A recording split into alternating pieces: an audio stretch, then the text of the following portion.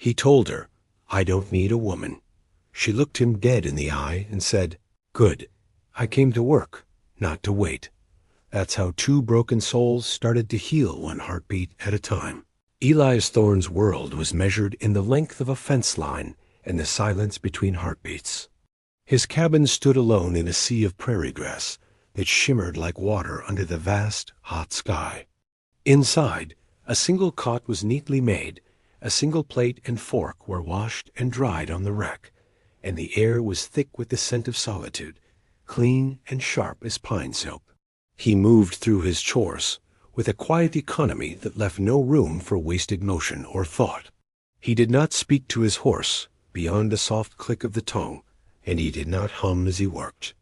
The quiet was a tool, like his hammer or his knife, and he used it to keep the world at a careful distance. Each evening he locked his door against the night, a ritual not born of fear, but of a deep, ingrained need for order. The bolt sliding home was the only sound that answered the crickets. He would sit at his small table, the light from a single oil lamp carving a small circle of warmth in the gloom, and he would eat his supper. He would stare at the smooth, worn grain of the wood and feel the hollowness inside him not as a pain, but as a simple fact, like the hardness of the ground or the heat of the sun. He was a capable man, a protector with nothing left to protect but the stark borders of his own loneliness. His hands, calloused and sure, could mend a broken harness or set a splinted bone, but they were clumsy with emptiness. At night, he lay on his cot and listened to the house settle, the wood groaning like a tired old man. It was the only voice he ever heard. He had built this life of silence, piece by piece, and he believed it was enough. He believed he was enough. But sometimes, in the deepest dark before the dawn, a yearning would rise in him, sharp and sudden, for a sound he could not name, a footstep that was not his own, a breath drawn in the same small, shadowed space. The letter arrived with the circuit preacher, a thin, wind-scoured man who handed it over with a pitying look Elias did not welcome. It was from a lawyer in a town 3 states east, a place he hadn't thought of in a decade. The paper was crisp, the words formal. His second cousin, a woman he'd met only once as a boy, was dead. Her husband had passed years before. They had left behind a daughter, a ward now, named Eleanora Vance. With no other kin to claim her, she was being sent to him, her passage paid from the meager estate. A list of her few belongings was included, ending with the stark finality of a train ticket receipt. She would arrive in 2 weeks. Elias read the letter twice, his face unmoving. He folded it with precise, angry creases. A woman, here, in his space, in his quiet. He looked around the spare cabin, at the single chair, the narrow cot. He had no room for another life. He had built his world to fit one person exactly. He stalked outside and stood on the porch, staring at the horizon as if he could will the distant train to turn back. He did not need a woman. He did not need her tears or her talk or the clutter of her presence. He needed the steady rhythm of his work, the solid feel of the earth under his boots, and the vast, unbroken silence that had become his only companion. When the day finally came, he hitched the wagon and drove the 2 hours to the dusty outpost that served as a town and a train station. He waited, his shoulders set like a wall, as the train hissed to a stop. A young woman stepped down onto the platform. She was not what he had expected. She was not a weeping girl, but a woman, holding herself with a pride that seemed too large for her slender frame. Her dress was worn but clean, and her eyes, when they met his, were clear and startlingly direct. There was no plea in them, only a weary resilience. She held a single battered carpet-bag. "Mr. Thorne?" she asked, her voice low but steady. He gave a curt nod. The silence stretched between them, thick with the afternoon heat. He made no move to help with her bag. He was a wall, and he would remain one. He finally spoke, the words rough from disuse. I run a ranch. It's hard work. I don't need a woman. Her chin lifted a fraction. A flicker of something not anger, but a deep, settled understanding passed through her eyes. Good, she said, her voice holding no tremor. I came to work, not to wait. She shifted the bag in her grip and walked past him toward the wagon, her back straight, leaving him standing alone in a cloud of dust and the unsettling echo of her words. From the moment she stepped inside the cabin, Nora knew it was a place where things were kept, not shared. Everything had its purpose and its exact location. The rifle on its pegs over the door, the neatly stacked firewood, the single tin cup hanging from a nail. It was the house of a man who had pared his life down to the essentials, and she was an intruder, a complication he had not budgeted for. His name was Elias.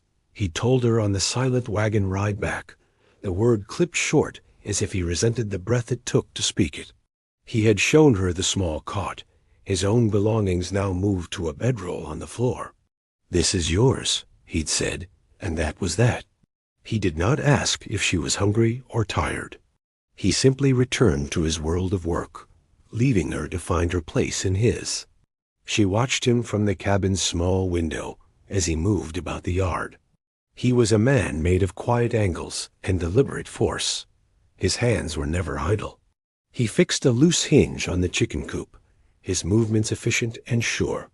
He split wood with a steady, rhythmic power that was hypnotic to watch. There was a gentleness in his strength she hadn't expected. He was firm with a stubborn mule, but never cruel. His voice a low murmur that seemed to soothe the animal's agitation. He was a fortress, yes, but she began to see the cracks. In the evenings, they ate in silence. The first night, it had been a heavy, suffocating thing. But Nora was a survivor. Silence was a language she understood. She had learned long ago that you could hear more in what a person didn't say. She started to fill the quiet not with words, but with action. The next morning, while he was out, she found his mending basket. His work shirts were frayed at the cuffs, the seams threatening to give way. Her mother had taught her to sew with a neat, almost invisible stitch. She sat in the single chair by the window, the rough fabric in her lap, and began to repair the damage. It was a small, practical thing, but it felt like an answer to the cabin's stark emptiness. When he returned at midday, he stopped in the doorway, his gaze falling on the shirt she was folding. He looked at the cuff, at the fine, even stitches that had made it whole again. He said nothing, but as he washed his hands for the meal, she saw him run his thumb over the mended cloth, a slow, contemplative gesture. That afternoon, their hands brushed as he passed her a pail of water. His skin was rough against hers, the touch accidental and fleeting, but it sent a strange warmth through her. It was the first time they had touched. He pulled his hand back as if burned, his gaze fixed on some distant point over her shoulder. But she had seen it, a flicker of something in his guarded eyes. A question. That night, the silence at the dinner table was different. It was no longer empty. It was watchful. It was the sound of two solitary people learning the shape of each other in the dark. The changes were small, but to Elias they were as loud as a shouting crowd. He was a man who noticed a single stone out of place on a path he walked daily, and Nora's presence had shifted the entire landscape of his life. It started with the mended shirt. He'd put it on that morning, and the cuff, once rough against his wrist, was now smooth and strong. He had felt the care in those tiny stitches all day as he worked. Then came the smell of baking bread, a scent so foreign and so deeply welcome that it stopped him in his tracks on the way back to the cabin. He found 2 loaves cooling on a clean cloth on the table, and the sight filled him with an ache so profound it was almost painful. He had forgotten what it was to have something made for him. He began to watch her. He watched the way she moved, her steps as quiet and deliberate as his own. He watched her hands as she weeded the small vegetable patch he'd long neglected, her fingers gentle as they coaxed life from the dry soil. She did not ask for help, but he found himself bringing her a bucket of fresh water, setting it down beside her without a word. She looked up, her face shaded by a worn bonnet, and gave him a small, hesitant nod of thanks. That nod felt more significant than any conversation he'd had in years. One afternoon, he found her struggling with a dull axe, trying to chop kindling. Her movements were determined but clumsy, and he could see the frustration tightening her mouth. He walked over, his shadow falling over her. She straightened, expecting a reprimand. Instead, he held out his hand. "The axe," he said, his voice low. She handed it to him, and he led her to the grinding stone. He didn't take the tool from her. Instead, he stood behind her, his hands guiding hers on the handle. "Slow," he murmured, his voice close to her ear. "Let the stone do the work. Feel the angle." He was so close he could smell the faint scent of soap from her hair and feel the warmth radiating from her back. His own body went rigid. He was intensely aware of the fragility of her wrists under his calloused hands, the strength in her shoulders as she followed his lead. He was teaching her a simple task, but it felt like a dangerous intimacy. When the blade was sharp, he stepped back, putting a careful distance between them. He took a small knife from his belt, one he used for whittling, and offered it to her for the smaller pieces of wood. He held it out hilt first, the blade pointing safely toward himself. It was an ingrained habit, a sign of trust between men on the frontier. Her eyes met his, and he saw a flicker of surprise, of understanding. She took the knife, her fingers brushing his. "Thank you, Elias," she said. It was the first time she had used his name. It sounded different in her mouth, softer, less like a name, and more like a discovery. That evening, he did not lock the door until she had finished washing the dishes and had settled onto her cot with a book. The sound of the bolt sliding home no longer felt like security. It felt like a regret. The world outside turned to a blur of gray. A winter storm, arriving early and with a sudden vicious temper, threw itself against the small cabin. The wind howled like a hungry wolf, and a hard sleeting rain hammered against the roof and rattled the single window pane. Inside, the world shrank to the small circle of light cast by the oil lamp and the flickering warmth of the hearth. For 2 days, they were prisoners of the storm, the cabin and ark in a raging sea.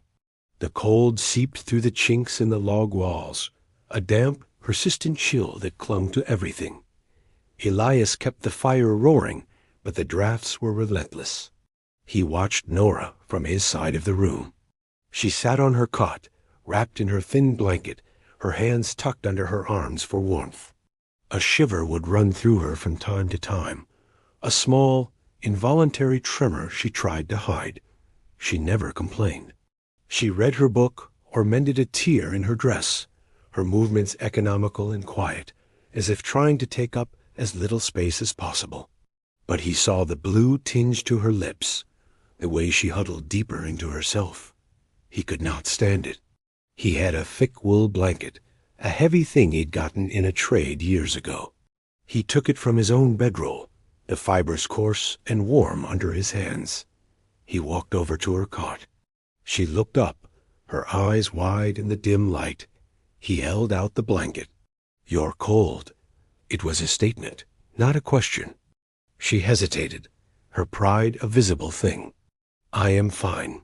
"No," he said, his voice softer than he intended. "You're not." He didn't force it on her.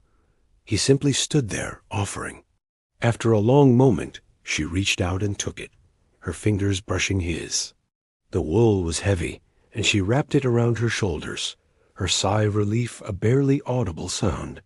But it wasn't enough. The cold was winning. The fire was the only true source of heat. He looked at the hearth, then at her. He cleared his throat. "The fire is warmer." He gestured to the floor space beside his own bedroll, a few feet from the flames. "May I?" She began, her voice uncertain. "May I sit there?" He nodded, his throat tight. He sat down first, leaning his back against a saddle he used for a pillow, leaving a careful, respectful space for her. She hesitated for only a second before moving from the cot, pulling the heavy blanket with her. She settled beside him, not touching, but close enough that he could feel the radiating chill of her body. He watched the fire, his hands resting on his knees. He was acutely aware of every breath she took. The silence was no longer watchful. It was charged, humming with a tension that had nothing to do with the storm. He shifted, letting the edge of his own bedroll drape closer to her. An unspoken invitation. After a moment, she moved, tucking her feet beneath it. Their knees brushed. The contact was electric, a small point of heat in the vast cold. He did not pull away. Neither did she. They sat like that for a long time, listening to the wind, sharing the small pool of warmth. He risked a glance at her. Her face, illuminated by the firelight, had lost its guarded tension. Her eyes were fixed on the flames, her expression soft, unguarded. A small smile touched the corner of her mouth, a genuine, private thing. "Thank you, Elias," she whispered, her voice barely carrying over the storm. She turned her head, and her eyes met his. In that moment, by the fire, with the world raging outside, he felt the last of his carefully built walls begin to crumble. The storm passed, leaving the world scoured clean and unnervingly bright. The routine of the ranch resumed its steady rhythm, but for Elias, the beat was irrevocably changed. A memory of the shared warmth by the fire was a constant presence, a low hum beneath the surface of his thoughts. He found himself manufacturing reasons to be near the cabin during the day, checking a harness he knew was sound, sharpening a tool that was already sharp, just for the chance of seeing her move past the window. The silence he had once cultivated now felt like a void he desperately wanted to fill. He started leaving the lamp on the main table, lit long after supper was over, a silent invitation for her to remain, to not retreat immediately to her cot. Sometimes she would, sitting in the chair with her book, and they would share the quiet space, the air thick with unspoken things. He would watch the light catch the strands of her hair, and he would feel that familiar, sharp ache of yearning in his chest. One evening, he noticed her looking at a small, tarnished object on the mantelpiece, a little wooden music box, its lid cracked and its delicate turning key bent. It was one of the few things she had brought with her. He had seen her touch it from time to time, her expression distant and sad. "It was my mother's," she said softly, noticing his gaze. "It doesn't play anymore." That night, after she was asleep, he took the box to his workbench in the barn. By the light of a lantern, he carefully disassembled the delicate mechanism. The gears were clogged with dust, a tiny spring dislodged. His hands, usually tasked with mending thick leather and stubborn iron, moved with an unaccustomed gentleness. He cleaned each tiny piece with a soft cloth, patiently coaxing the bent key back into shape, resetting the spring with the tip of his knife. It took him hours. The next evening, as she cleared the supper dishes, he wordlessly placed the mended box on the table in front of her. Her eyes widened. She looked from the box to his face, a question in her gaze. He gave a small, almost imperceptible nod. With a trembling hand, she reached out and turned the key. A tiny, hesitant melody tinkled into the quiet room. It was a simple, sweet tune, fragile and clear as glass. Nora stared at the box, her eyes shining with unshed tears. She didn't look at him, but she spoke to the room, to the music, to him. "No one," she whispered, "has ever done something like this for me." He didn't know how to respond to her raw emotion. He could not offer words of comfort or affection. They were a foreign language to him. Instead, he simply stood his ground, a silent sentinel, letting her know by his presence alone that she was not crying in an empty room. He was there. And for the first time, he understood that this was what it meant to protect someone, not just their body from harm, but their heart from loneliness. The dwindling sacks of flour and coffee forced a trip to town. The journey was a necessary evil for Elias, a jarring intrusion of noise and people into his ordered world. For Nora, it was a glimpse of a life she had left behind, and she sat on the wagon bench with a quiet apprehension. As they walked down the dusty main street, she felt the stares. A woman with Elias Thorne was a curiosity, a piece of gossip waiting to be written. He seemed oblivious, his focus fixed on the list of supplies in his hand, but Nora felt his awareness of her as a tangible thing, a shield at her back. Inside the mercantile, a man turned from the counter, his eyes sweeping over Nora with an assessing, possessive look that made her skin crawl. He was well dressed, his confidence bordering on arrogance. "Well now, Thorne," the man said, his voice a lazy drawl. "Didn't take you for a man who kept company." He tipped his hat to Nora, but his smile didn't reach his cold eyes. "Jedediah Croft," he introduced himself. "My ranch borders Thorne's patch of dust." Elias's jaw tightened, but he only gave a curt nod. Croft. He placed his list on the counter, his body a subtle barrier between the man and Nora.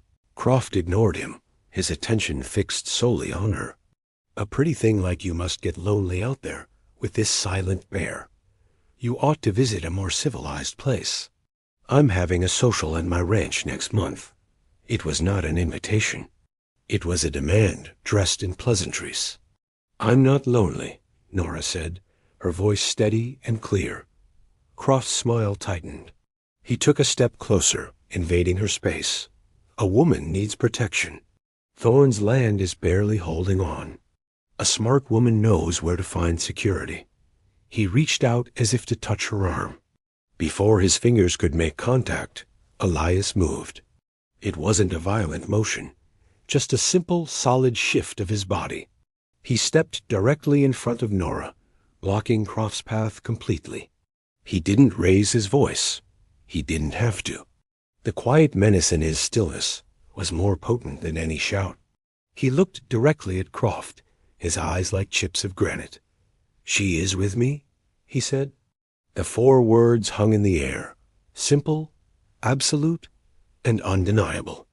It was not a claim of ownership. It was a statement of fact, a line drawn in the dust. Croft's face flushed with anger. He looked from Elias's implacable expression to Nora, who stood behind him, her chin high. Defeated for the moment, he sneered. "Have it your way, Thorne." He turned and strode out of the store, the bell above the door jangling angrily in his wake. The storekeeper busied himself with the supplies, pretending not to have heard. The silence returned, but it was heavy now, charged with the aftermath of the confrontation. Elias did not move until he heard the sound of Croft's horse riding away. Only then did he turn, his gaze searching Nora's face, his expression tight with a concern he could not voice. The ride back to the ranch was a long, taut line of silence. Elias sat straighter than usual, his hands holding the reins in a white-knuckled grip. The coiled anger and protective instinct hummed just beneath his skin.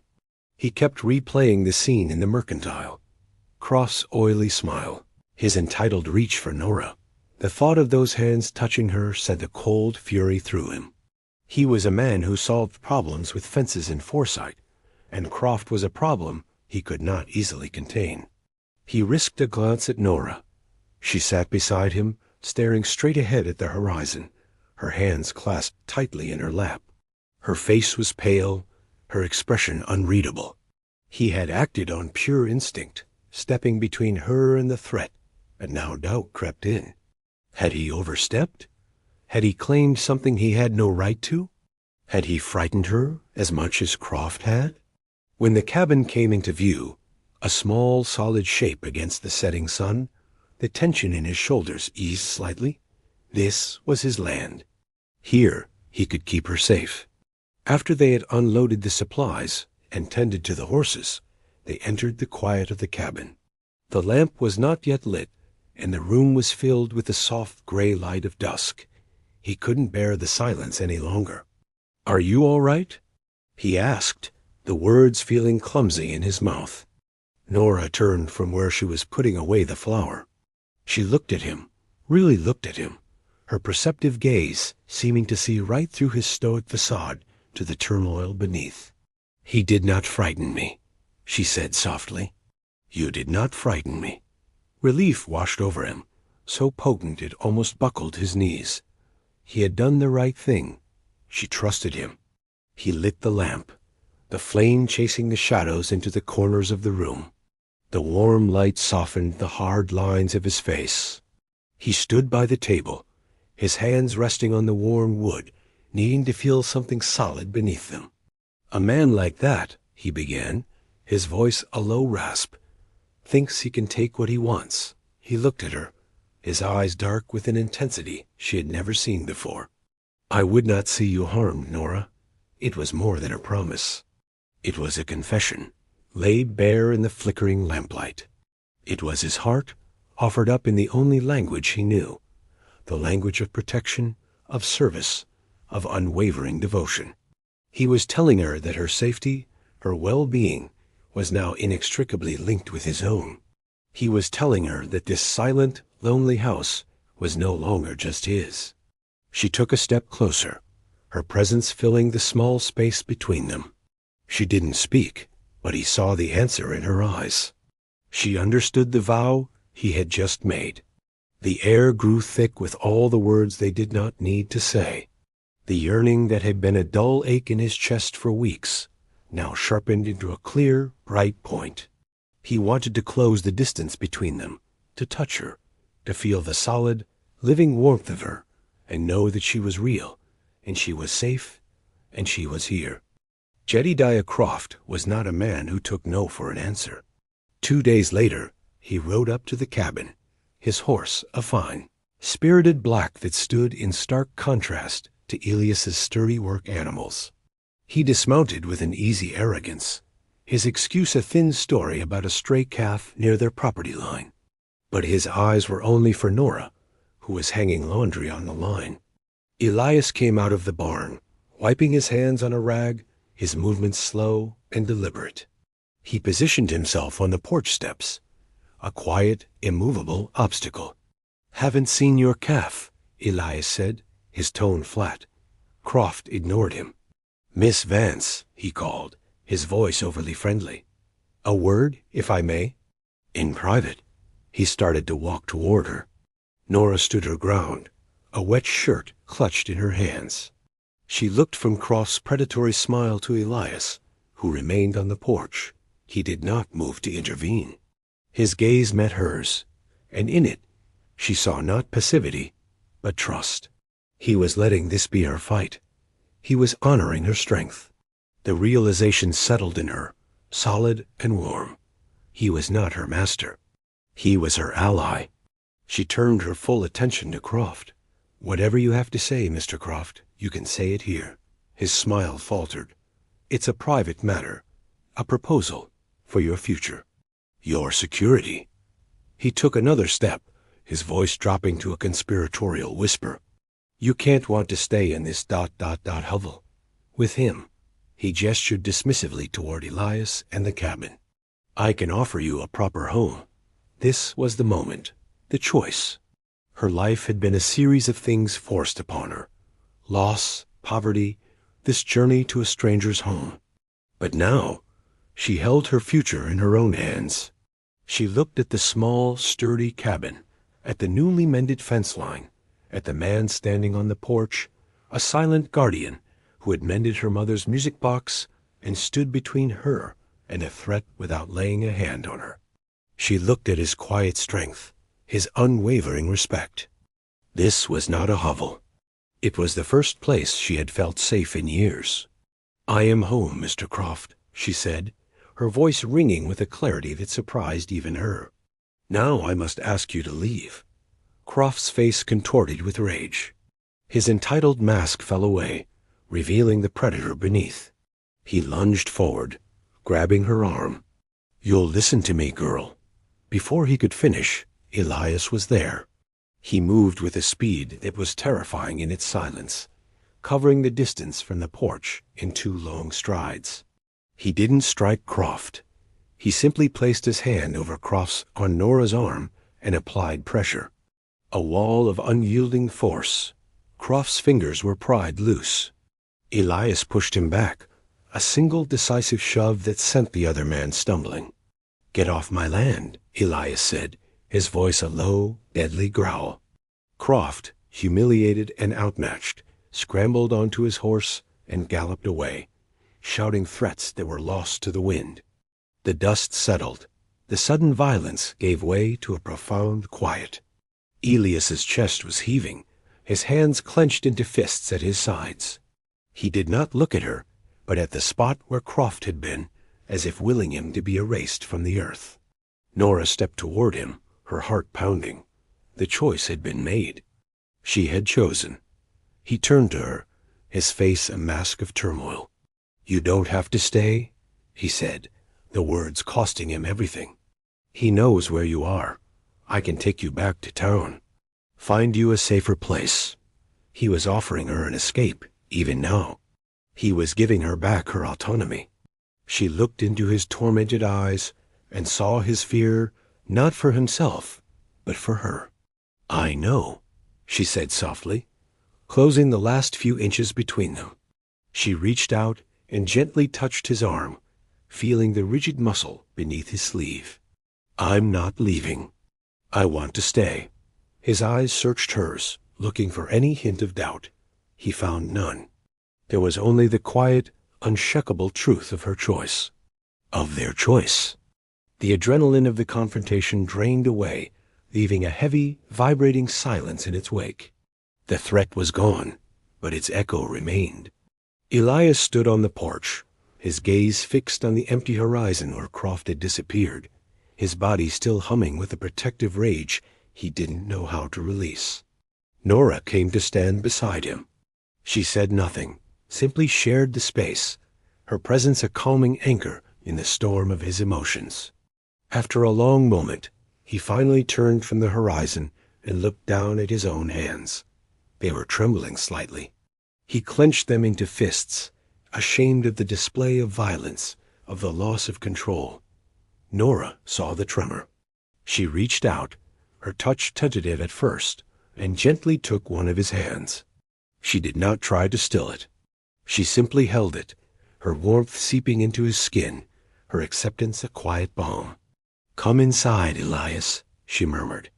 He allowed her to lead him into the cabin, into the small, safe world they had begun to build. The room was cool and dim. He felt unmoored, adrift in the aftermath. She guided him to the single chair at the table and pushed him gently into it. Then she went about the simple, grounding ritual of making tea.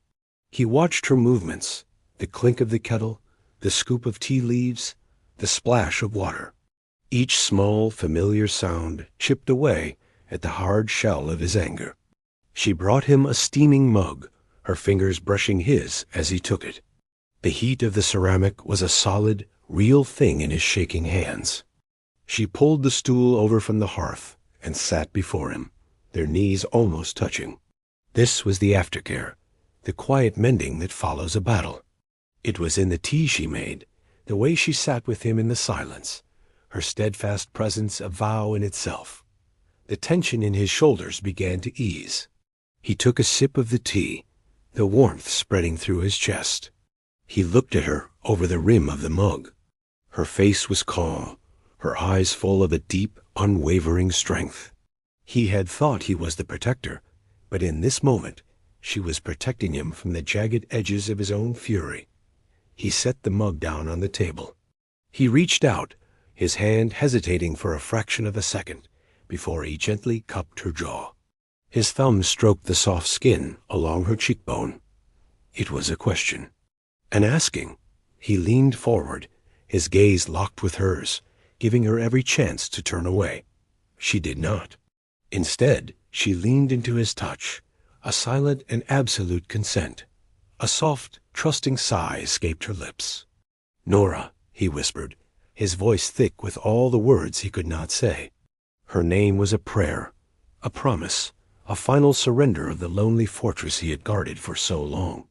Her eyes fluttered closed. "Yes," she whispered back. The next morning, Nora woke to the smell of coffee and the soft light of dawn filtering through the window.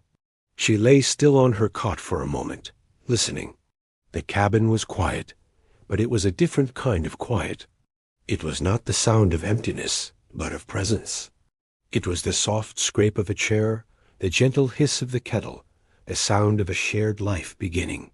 She rose and dressed, her movements slow and deliberate.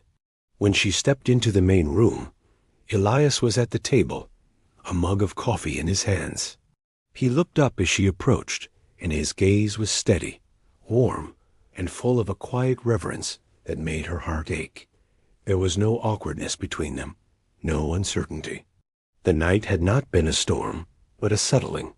Everything that had been churning beneath the surface had finally found its level. They had chosen each other, and the morning felt like the first page of a new chapter. He had already poured a mug of coffee for her, leaving it on the table at her usual spot. It was a small thing, a continuation of their routine, but it felt like a profound declaration. It said, "I saw you. I thought of you. You belong here." She sat down across from him, her hands wrapping around the warm mug. They drank their coffee in a companionable silence that was more intimate than any conversation. The unspoken vows of the night before hung in the air, solid and real. This was their new language. When he finished his coffee, he stood and pulled on his boots. He was heading out for his morning chores, just as he did every day. But this time, as he passed her chair, he paused. He reached down and rested his hand on her shoulder, his touch a brief, grounding pressure. It was a simple gesture, a punctuation mark at the end of a long, unspoken sentence. A promise to return.